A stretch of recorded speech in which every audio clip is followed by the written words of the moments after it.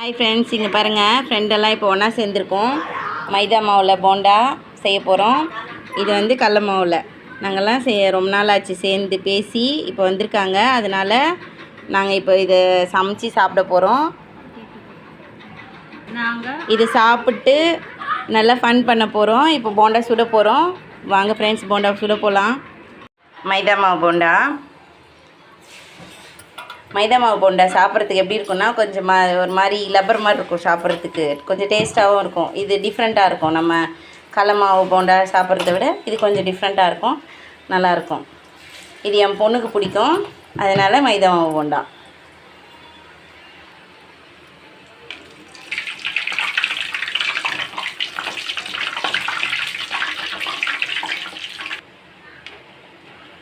பாருங்கள், போண்டா வெந்துடுச்சு, எடுத்துட்டோம். நல்லா எண்ணெயை வடிய விட்டு எடுத்து வச்சிடலாம். மைதா மாவு போண்டா ரெடி. இப்போது கடல மாவில் போண்டா போடலாம்.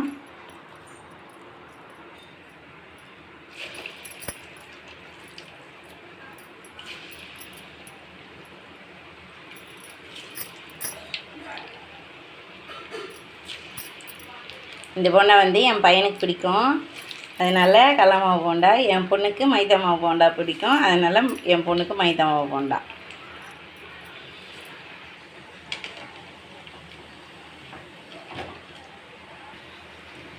வாங்க, போண்டா ரெடி ஆகிடுச்சு, எடுத்துடலாம்.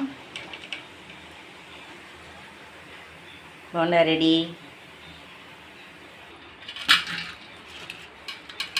பாருங்கள், போண்டா சுட்டு சாப்பிட போகிறோம். நாங்கள் இப்போ தான் நிறையா நாள் கழித்து ஃப்ரெண்ட்ஸ் எல்லாம் சந்திச்சிருக்கோம். இங்கே பாருங்க,